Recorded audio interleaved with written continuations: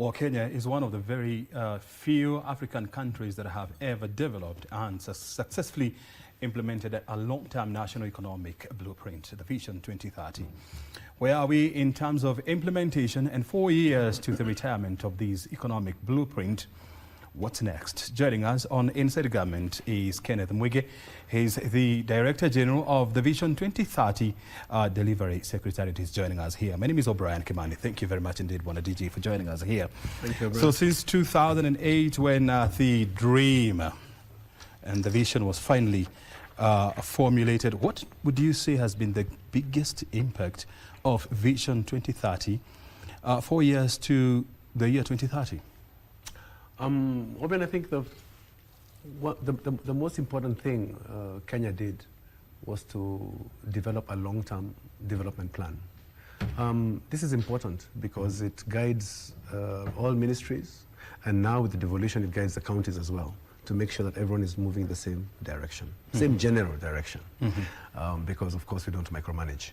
So one of the biggest things we did as a country was to decide not to have haphazard development. Yeah. Where you have administrations. Remember, we have one government of Kenya from 1963. Yeah.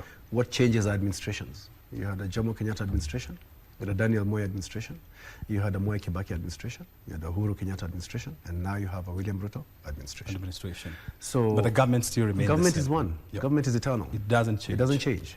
And what's important is that administrations build on what the previous administration has done. Yeah.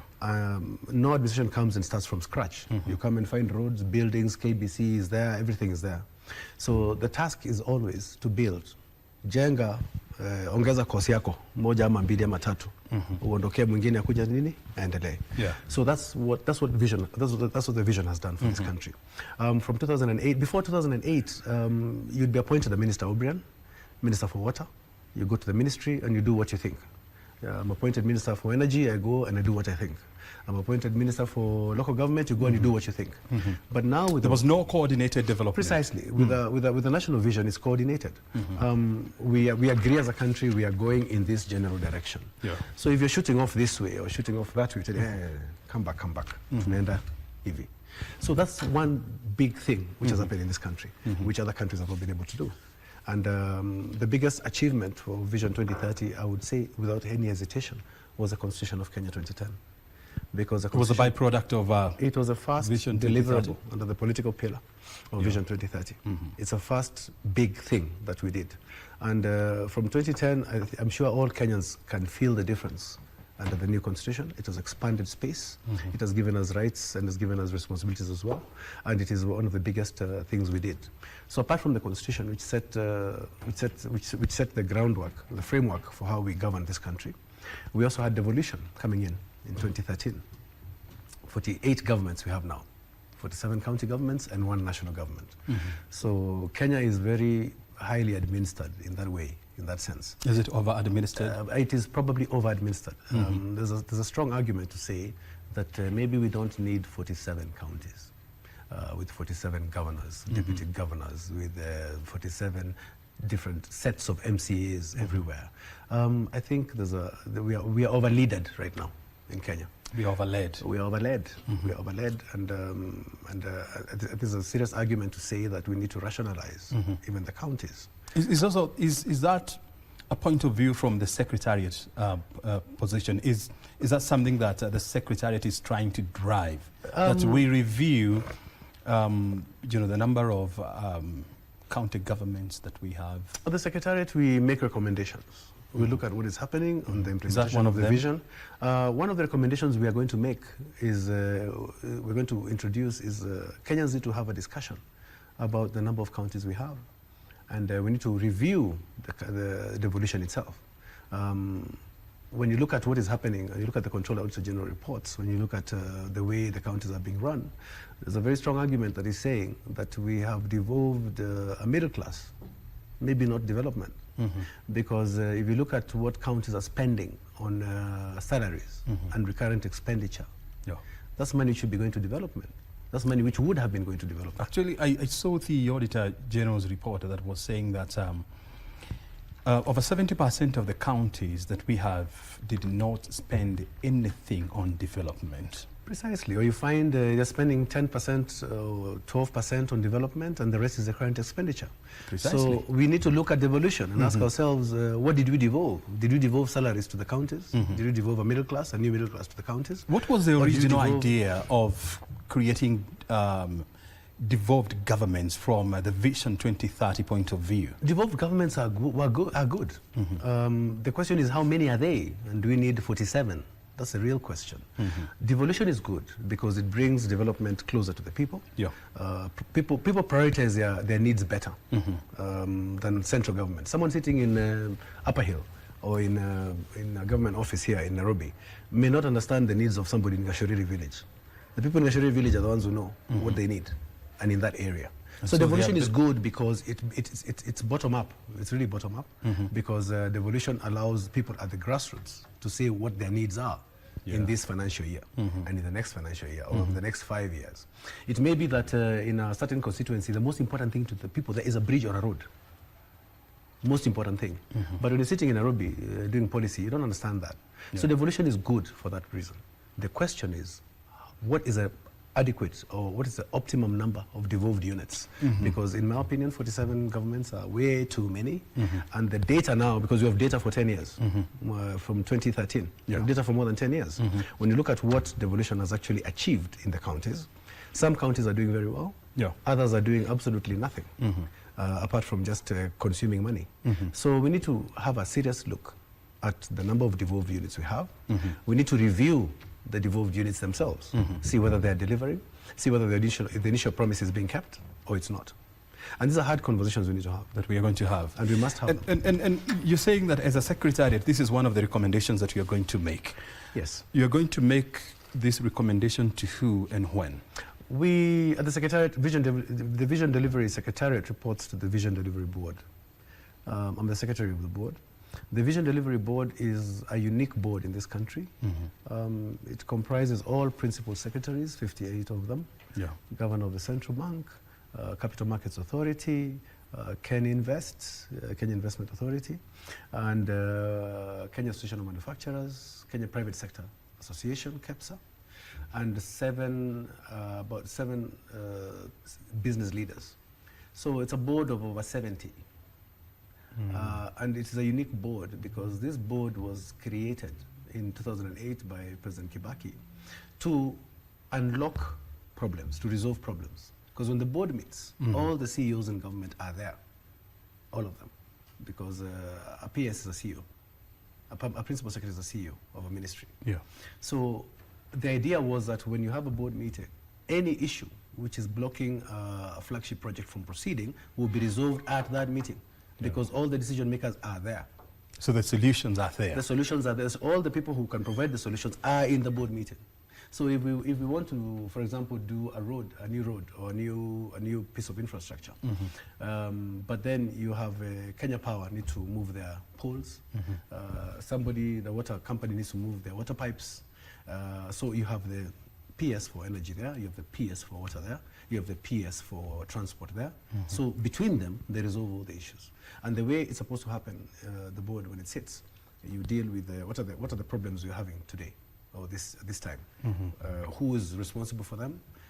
We need action from the Ministry of Energy, we need action from the Ministry of Transport, we need action from this ministry or the other.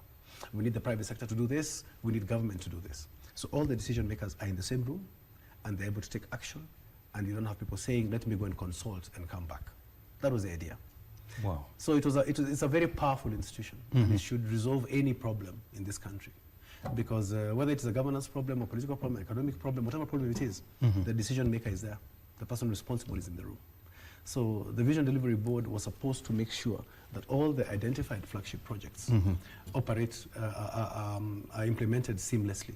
And if there's any problem, it is resolved quickly so the flagship project can do what it's supposed to do. I mean, if I'm sure you're in touch with the grounds, and when you listen to a lot of sentiments, there's a feeling that yes, 47 county governments are way too many for a country the size of Kenya, and the size of our GDP, and the size of our population.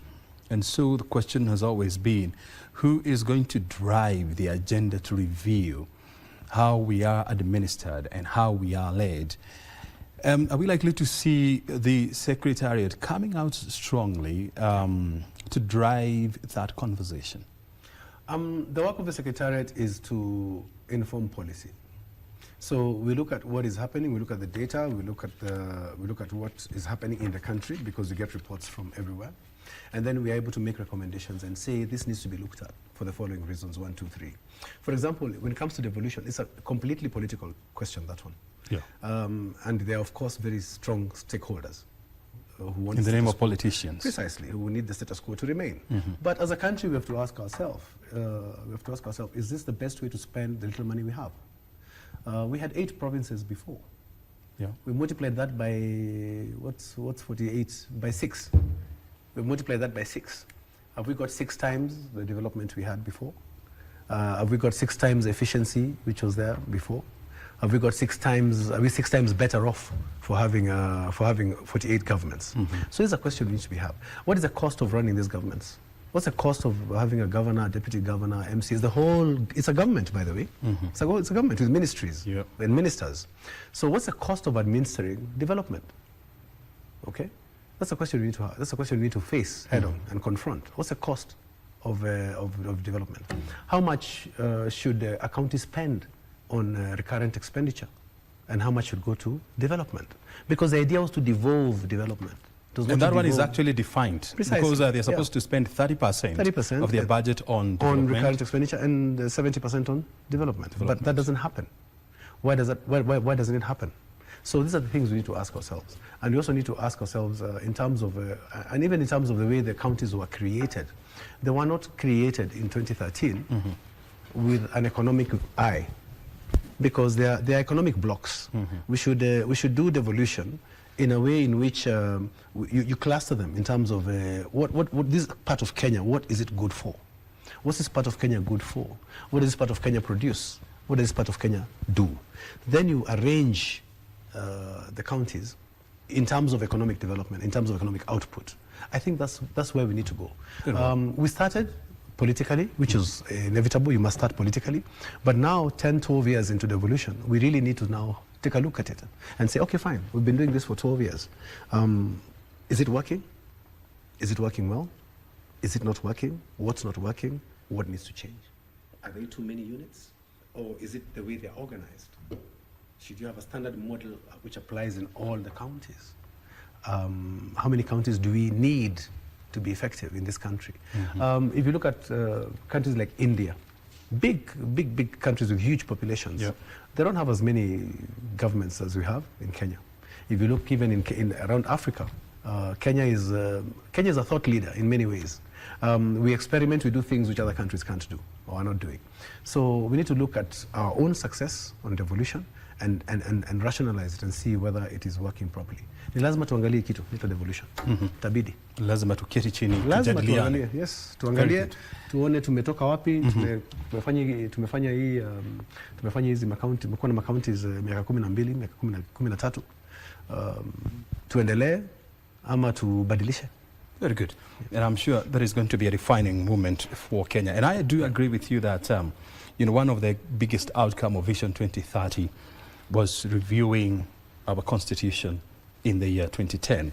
And that was achieved under the political pillar. Let's talk about the economic pillar, because the Vision 2030 is clustered in 3 pillars: the social pillar, economic pillar, as well as political pillar. And of course, they are now the enablers. Let's talk about economic pillars. What would you say has been the biggest achievement and the biggest setback? On the economic pillar, we set out to, the target is 10% growth per year. Economic growth. Ambitious, of course. We've never touched 10%. We got to 8 point something at one point.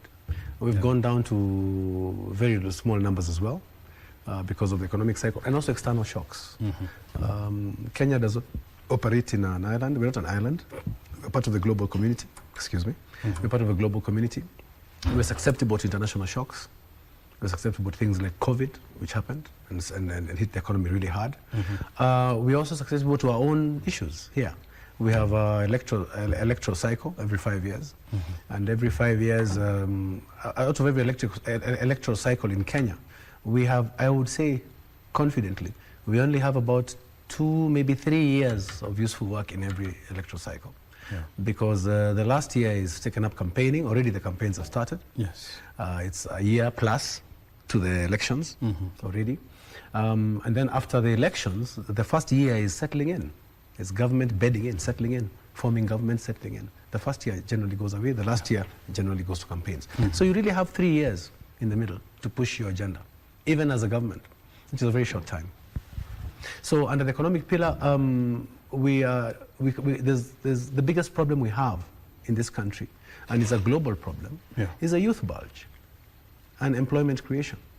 We have to find a way to create employment. We must find a way to create employment. Because the youth bulge is a problem in this country. 70% of Kenya's population by 2030 will be under the age of 35. Okay? That is the economically productive group, because economically productive from about 18 or 20 or 25 when you finish school up to around 50, 60. Okay? So these are the donkey years where you do all the heavy lifting in the life of a human being. Now when you find the majority of the population is young, then we have a real problem, and we need to address it seriously, because it's a time bomb, and it's expressing itself not just in Kenya, even across Africa and across the world.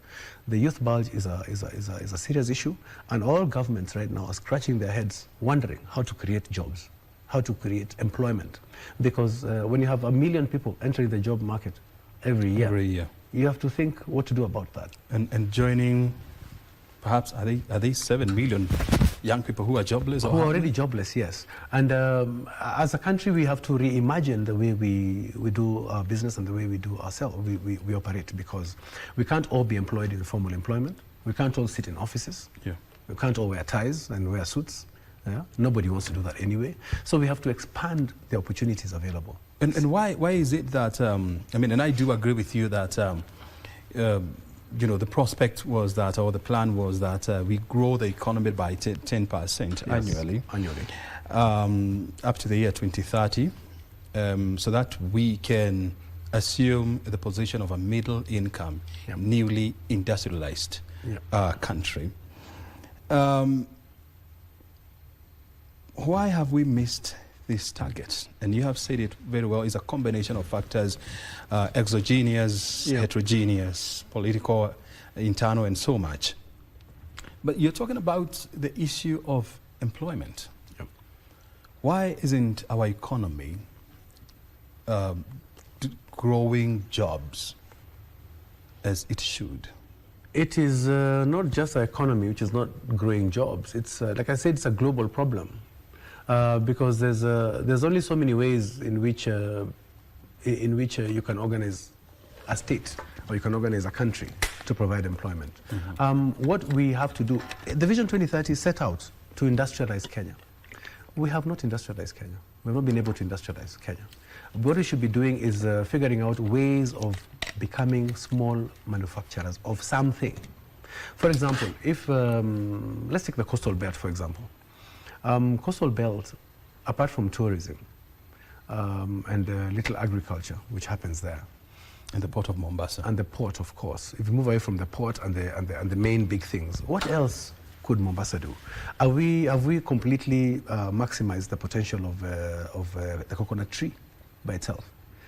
Just a coconut tree. Have we completely maximized everything that can come from that tree there? Are there enough small industries, cottage industries, of people doing coconut oil, people doing even construction material? Are we completely, what would I say, maximizing the potential of what is in the coast, for example? No, take the coconut tree, the palm tree or the coconut tree. The cashew nuts. The cashew nuts. Leave the coast alone. Let's come to where? Let's come to, let me use my own county. Embu County, Mbere. I come from Mbere. Miraa Muguka is a cash crop now, which has changed the fortunes of people there. When you look at that crop, yes, it is just chewed right now. But is that all you can do with it? Where it can be baked, I understand. Precisely. Where are all the other things, the byproducts? It can be juiced. It can be baked, it can do many things. So these are the value-adding things which we should be getting into. And the biggest turning point for this country, I believe, will be the TVETs. The TVETs. For many years, we went the way of universities, following the West. We think that if you have many universities, you have many graduates, then somehow the economy will grow. But no, all we're producing are people with papers, academic papers, but who can't do anything. But they're not critical thinkers. They can't do anything. They're not innovators. And our education system has been, for many years, for many decades, was memorize and regurgitate education. So the top students are those who memorize best. Grade-oriented. Precisely. You grade-oriented, you get your grades, and then you're hoping to get a job, like I have, or you have, where you wear a tie and a jacket, etc. But that is only maybe 5%. And if you look at the number of employed people in Kenya, how many are they? Is it 1 million or less? About 3 million people employed in Kenya. In total? In a population of 55 million. 55 million, yes. And then if you look at the wage bill of the people who are employed, people like us, how much are we consuming? And what services are we giving in return? So that you find that in Kenya now it's becoming, the best employer has become government. And that shouldn't be the case. Yeah. Government should not be the best employer. You have a situation whereby people are resigning from the private sector. Private sector to go to government. To work for the government. Yes. And but it's not a bad thing because, look, for example, a country like, let me take Switzerland, for example. You know, the best brains in Switzerland, they work in government. They are civil servants, you know. So it's not a bad... Let's talk about Singapore. Oh, Singapore. For a start. Singapore, the government officials are the highest paid people in that country. Government bureaucrats and technocrats. Yes, the top brains work for government. The top work for government, and they're paid commensurately. And that's why you have the results Singapore has. Okay, it's a small city-state, of course, and you're not going to now say that. We can ape Singapore, because Singapore is a very small island. Yeah, it is. The population is about 3 million people. It's not very many million people, and it's very small. It's is it the size of Nairobi? Yeah, it's a city-state anyway. It's a city-state. Yeah. So we can't really copy Singapore, but we can learn lessons. We can't be Singapore, but we can look like Singapore. We can learn from them. The one thing which Kenya has to seriously deal with is a question of discipline. Singapore is the way Singapore is because of discipline. You cannot throw a piece of trash in Singapore. You cannot walk and do this in Singapore. You cannot even chew gum in Singapore and throw it. That culture translates to delivery and efficiency. If you look at ourselves, we are not able, even in where we live ourselves as Kenyans, we're not able to collect our own rubbish. We throw rubbish everywhere. On the roads, people are driving cars, educated people with degrees, and they throw trash outside the car. If you on the highway, any bus, if you follow any bus, you will see wrappers being thrown out of the bus. So that's our national culture, and you have to deal with our national culture, because you cannot have excellence when your national culture is mediocrity. Those two don't work together. That's true. They don't go together, and we're going to have a very serious look at ourselves in the mirror as Kenyans, and say, yes, we are Kenyans, yes, we are special, yes, we are all these big things, but we have some weaknesses which we need to deal with. And the biggest one is discipline, and order, and law and order, and the governance, because you can't have development divorced from some of these things, unless you have a complete dictatorship, which is another way of doing things. I'm sure Kenyans will look at you and say, wait a minute. Precisely. Did you throw the D word in that statement? Let's talk about these things, all of them. Let's talk about the governance model we have. Let's talk about how things work and how they don't work. Let's talk about democratic space and its limits. Let's talk about what is able to be done and what is not able to be done. Let us talk about even His Excellency the President this only last week was voicing the what do you call it, frustrations in government. I'll tell you from government point of view, by the time you see a project being implemented, it is a long road to get there. First of all, you budgeted for it 3 or 4 years ago, or 5 years ago, and then the funds are not available in that year. They were not available the next year. Then the project, then you start the procurement process. which is very long. Public participation. Public participation, procurement, appeals, back and forth, injunctions, etc., because of all the democratic space we have. So by the time the project is actually taking off, it will not even get complete in one financial year, which means that somebody has to make sure that its funds are provided in the next financial year and the next financial year. So it's not easy governing. It's not easy. To get a project started and going and completed is not easy. Look at JKIA, for example, you know, Jomo Kenyatta International Airport. Yeah. Do you remember the old one or the new one? Are we talking about the current one now? I'm talking about the Can you remember the old airport we had? before these changes. Before the reconfiguration. Precisely. I mean, you'd land in JKIA and you ask yourself, what is wrong with us? Because all our ministers, the president, everyone flies abroad. Yeah. You see what there is. And then why can't we do these things here? And the biggest problem we have as Africans, let me just talk about, I'm not talking about Kenya, let me talk about Africa. Africa is in the unique position of needing to do only three things: copy, edit, and paste. Okay? Copy because there's nothing new under the sun. It's all been done somewhere. All right? So find what works.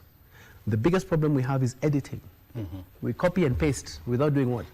Without editing. Without editing. You must edit to suit your local circumstances. You must edit for Kenya. Mm-hmm. You must edit for your country. You must edit for Africa. Mm-hmm. You must edit whatever it is to fit your local circumstances.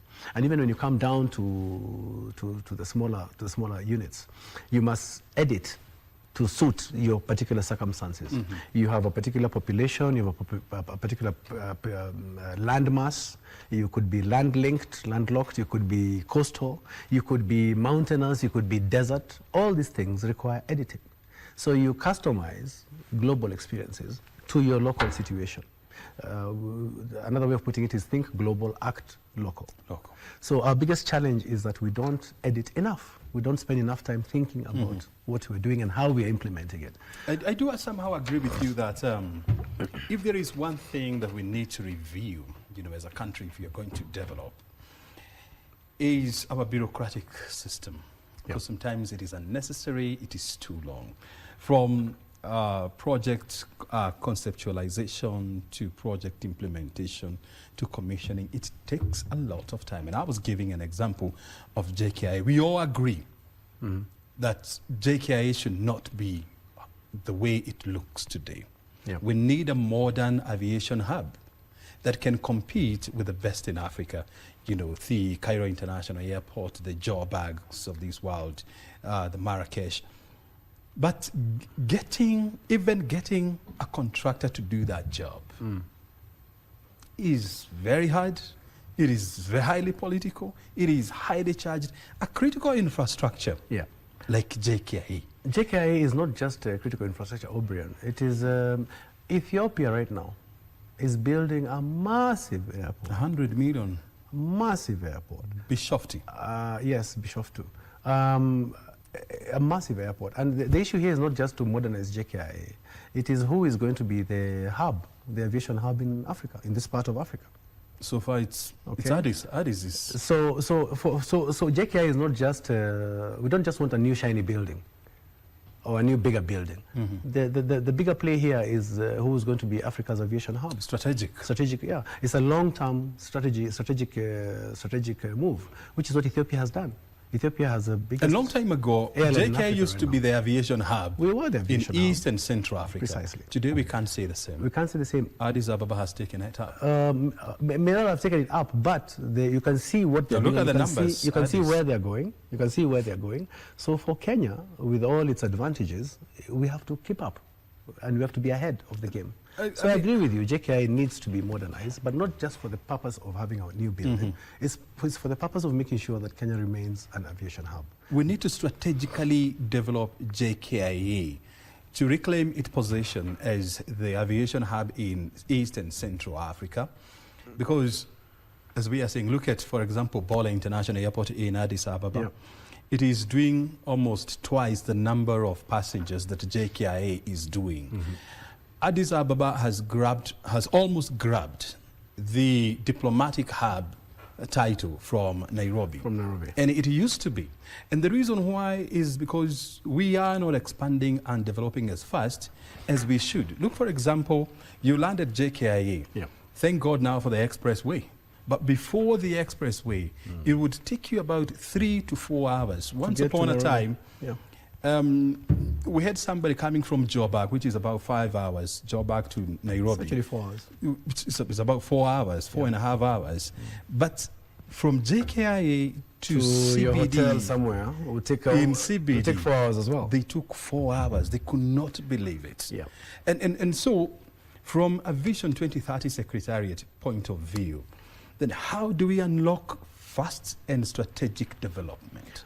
Okay. One important thing to mention here is the importance of rapid, mass transit, mass transport. It is not it's not a sign of development that everyone owns a car and drives a car. No, it is not. It is not. It's quite the opposite. When everyone needs a car to move around, then that's a problem. What you should have is reliable mass transport, and that's in the works. It's been in the work for many years. It's in the works, but like we said, remember the project? Yeah. Starting the project, conceptualizing it, getting there, public participation, doing all the things, jumping all the hoops, securing the funding, and then doing it. And then, of course, we have another problem called governance, pork barrel politics, yes. A lot of projects may not be moving because watu hawajakubaliana vile watakula. Things like those. So Addis Ababa Metro Rail system. Even Dar es Salaam has a bus, rapid transport But the rail system in Addis Ababa was conceived way before, way after Kenya thought about putting up BRT systems in place. Today, it is transporting almost 1 million people every day. Every day. Kenya, we're still talking about Devolution, the other one. Our plans, Kenya has beautiful plans. On paper. Kenya has beautiful plans. We know exactly what we need to do. But we are resource constrained, and sometimes we remove our eyes from the ball. And like, remember what I said. Are we resource constrained or resource misdirected? Resource constrained is a result. Resource misdirection is a process. The process is that we are spending a lot of money. We are misspending a lot of money. Yeah. That's the truth. There's a lot of waste and misapplication of funds. Things could be done better and more efficiently. We need to rely more on IT because, and we need to reduce the size of government. We need to reduce the size of government. And we all talk about this, but nobody wants to lose their job, for example. Okay. Do we have an idea on how we can, for example, reduce the size of our government? We're already halfway there because if you look at the automation in this country in the last 10 years, automation. Look at Huduma Center. All right. A few years ago, before Huduma Centers came up, to do the sort of things you can do in a Huduma Center in one building today, it used to take you a week. You take a trip, you go to this ministry, you spend the whole day there, you maybe get what you want or you don't. The next day you wake up, you go to the next one. Now with Huduma Centers, you go to a one-stop shop and you find all the government services you need there. Huduma Centers are how many years now? 7? About less than 10. About less than 10. Less than 10. Yeah. But before Huduma Centers, we were still talking about a bloated government workforce. Yes. Even with Huduma, we are still talking about a bloated workforce in government. Remember, you have permanent and pensionable public servants who are going to be sitting in their jobs until they reach 60. Okay? So what you need to do now is to say, as natural attrition happens, should we be replacing everyone or should automation be reducing the size of the government? Do we need so many people? Look at Nairobi County government. How many years have we had about ghost workers on the payroll? Even this week, we're talking about ghost workers in Nairobi payroll, in Nairobi. How does this happen? And why is it still happening? Do we need 13,000 employees to run this Nairobi County? Nairobi County. Do you really need 13,000 employees or however many thousand there, whether ghost or real? Do you really need all those people? What services can be put online so that people don't need to interface with a human being? Okay? And if you look at all most developed countries like Singapore, think about South Korea, for example. Think about Vietnam. Think about the Asian tigers. you find that there's a high level of automation. You get all your services on your laptop, on your phone, in your office, government offices. You rarely need to go to a government office, which means the size of government can reduce. Because and it can be done so through technology and innovation. Technology and innovation. Let's talk about the social pillar here, which focused on improving the quality of life. The quality of life. How do we live? When you look before the Vision 2030 was crafted and now, has the quality of life for Kenyans improved? Someone would say that the quality of life has not improved. You can say that, but then you have to look at which metrics are you measuring with? Huh? In the last 10 years, the population of Kenya has increased by how many million? Okay? By how many million in the last 10 years? Every year we increase by 1 million people? Yeah, something like that. Okay? So, and these 1 million people are coming to the same place, the same resources. If the national cake has not increased, the same roads, the same hospitals, the same schools, the same everything. Okay? So, when you say the quality of life has not changed, you have to be a bit qualitative about it. And you have to decide whether you have to agree, what are we measuring here? Are we measuring how people feel? Are we measuring how people live? Is it are people safe? Do we have a matrix of gauging that, or everybody talks about the American dream: owning a house, owning a car, a good job, a good income. What would qualify as a Kenyan dream? What do Kenyans want? A Kenyan wants to be safe. A Kenyan wants to know what he will eat. A Kenyan wants to know where he will sleep. And a Kenyan wants to know what he will do tomorrow. That's all. And that's not a Kenyan. Any human being wants that. We all just want to eat, sleep, be safe, and raise our families. That's all we want. So, and the work of government is to make sure that we can do that. So we have a police, we have law enforcement to make sure that you are generally safe as you go around your business. Safety has increased in Kenya, I think we would say. Today, you could not walk in Kenya, in Nairobi, holding a phone a few years ago. So has the security situation improved in Nairobi or in Kenya? I would say generally, security has improved in Kenya, generally. Let's not be very negative. Kenya haijaribika kabisa. Kenya haijaribika kabisa. No. Kenya is doing well. Kenya is doing well. We can do better. We're doing well, but we can do better. We can do better. There's room for improvement. It's like that report form we all used to get. O'Brien is a bright boy, but there's room for improvement. So Kenya is a bright child, but there's room for improvement. There are more hospitals today than there were 10 years ago. Everything has improved. Schools, hospitals, roads, the road network. The challenge has always been, when you look at, the demographics, the population growth in Kenya is outpacing economic growth. Yes. And that's everywhere. That's everywhere. And so you're ending up in a situation whereby, yes, you're growing, but the population is outstripping. It's outstripping that growth. The growth. And so how do you deal with that so that you ensure that you're growing more?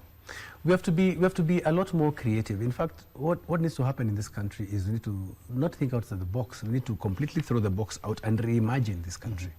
And we have to do that. We have to reimagine this country. Because which generation would do that? Not our generation. The Gen Zs? The ones behind us are going to change things. And they will change things. Yes, and they will change things. They're going to reimagine their Kenya. Yes, because the Kenya which our parents lived in is different from the Kenya we are living in, and is different from the Kenya our children will live in. We're going to live in. Completely. Yeah. And for anybody who's about 60, 70 years now, you've lived in Kenya for 70 years, you've seen the changes. You've seen the changes. All of us have seen the changes. Very well. I don't think there's anybody in Kenya who can say that Kenya haijabadilika, hakuna maendeleo. There is marked change. I mean, and it's everywhere. The question is, are we changing is the growth enough? Yes. Is the growth enough for all of us? Is the growth satisfying everyone? And is everybody happy? The answer is no. Because right now you can't satisfy everyone. We don't have enough to go around for everybody. And we still have not reconstructed this country. We need to reconstruct this country. We need to reconstruct the way employment is done, the way jobs are created, even the education system.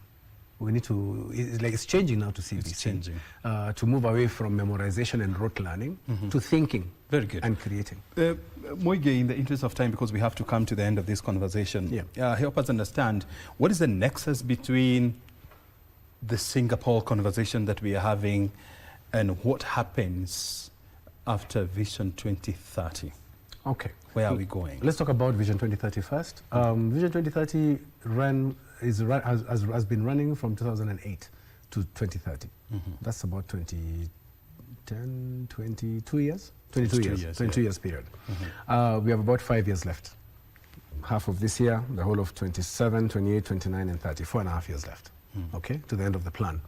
What we are doing now, or what should be happening now, is to review what has happened in the past. How has the vision worked? What worked well? What did not work? What needs to change? And we need to also audit the current plan. What are the flagship projects? Where are they in terms of achievement? Are we at 90%? Are we at 95%? Are we at 70%? Are we at 60%? Are we at 50%? Are we at 20% on some? Okay? So we need to do a complete audit. We need to get a full data set of what has happened in the current plan and how it has worked, so that on the basis of that, we're able to develop a new plan. Yeah. All right? The new long-term plan, which is either going to be Vision 2050 or 2063 to align with African Union Agenda 63, and also Kenya at 100. Very well. In 2063, Kenya will be 100 years. So that's what we're doing right now. The importance of a long-term plan cannot be gainsaid. You must have a plan, especially when you have a devolved system of government. And you have, right now we work with medium-term plans for the national government and the county integrated development plans, CIDPs, for the counties. So there are 47 CIDPs and the national plan. All these have to be coordinated, and everyone has to be singing from the same hymn book. Very good. Yeah. Now, in terms of where this country is going, Kenya is doing well. I would not say that, I would not say as the head of Vision 2030 or running it, or as just a typical citizen, that Kenya is doing badly. Kenya is doing well. We have done well. There's room for improvement. We can do better. And we can do better. And Kenya is actually one of those countries, it's something in the air or water, which is different. Kenya is different. Even in Africa, Kenya is different. You feel it actually. Kenya the moment is you land here, so in a different environment. The potential in this country, the potential of our youth, the potential of these young people should be harnessed, because the Kenyan youth is more awake than many other youths everywhere. And if you look at Kenya generally also, we are very heavy IT users. We're very heavy IT users. In fact, in Africa, and we are globally ranked as as heavy IT users. So we need to leverage on our strengths, our peculiar Kenyan strengths, and parlay them into a national conversation. Very good. Yeah. Mwege, always a pleasure, talking to you and talking Asante. about this stuff around Vision 2030. Very exciting. And of course, getting to know where we are and where we are going as a nation. Our desire is to live in a highly industrialized, prosperous Kenya. Yep. That's the desire, because we love this country. What we must do, O'Brien, is find a way to industrialize this country. Small cottage industries. We must get there. Very good. Thank you. Thank you very much indeed. We've been talking to Ken Mwige, the Director General of Vision 2030 Delivery Secretariat, joining us on this week's episode of Inside Government to help us understand where are we in the implementation of the vision and what happens after the vision, after the year 2030. My name is O'Brien Kimani. You have been watching Inside Government. Thank you very much indeed for your time. We'll see you next week. Bye.